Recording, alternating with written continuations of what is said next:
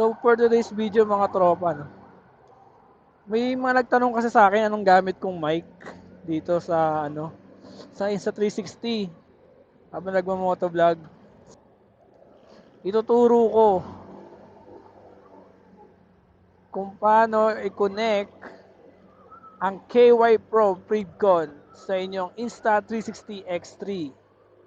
So, ngayon, ang gamit ko ngayon na mic is yung mic ng ating Pridcon intercom.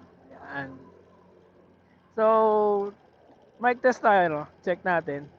Nakabukas yung visor ko. Ito yung boses ko, naririnig nyo. Yan. So, mamaya titingnan ko sa video kung okay naman, malinaw. Tapos, sara natin. Yan. Nakasara yung visor natin mga tropa. Ito yung tunog ng mic.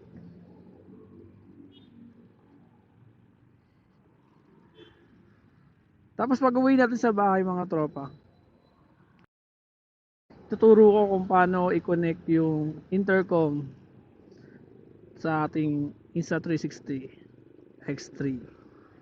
Tuturo ko sa inyo kung paano i-connect ang ating intercom papunta sa Insta360. So first, buksan natin yung Insta360 natin. So same din sa ating intercom. At i-hold lang natin hanggang sa mag-pairing mode. Yan. So pairing mode na yung intercom ko. At dito naman sa Insta360, yan. Makikita niyo yung settings dito sa sa taas, AirPods. Yun, sa akin kasi na-search na niya yung KY Pro. So, yan, connect natin. Yan, AirPods connected na. So ngayon, connected na siya dito sa intercom natin.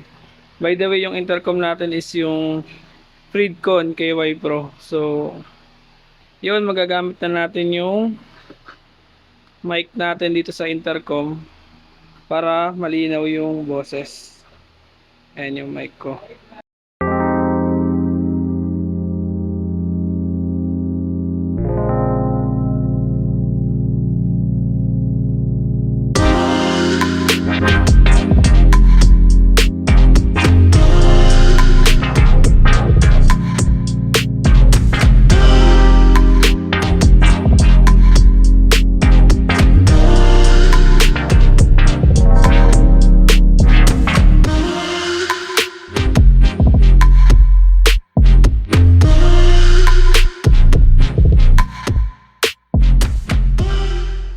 Sir, kaway-kaway ka sir oh.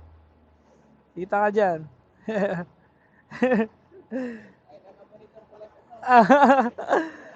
Thank you sir.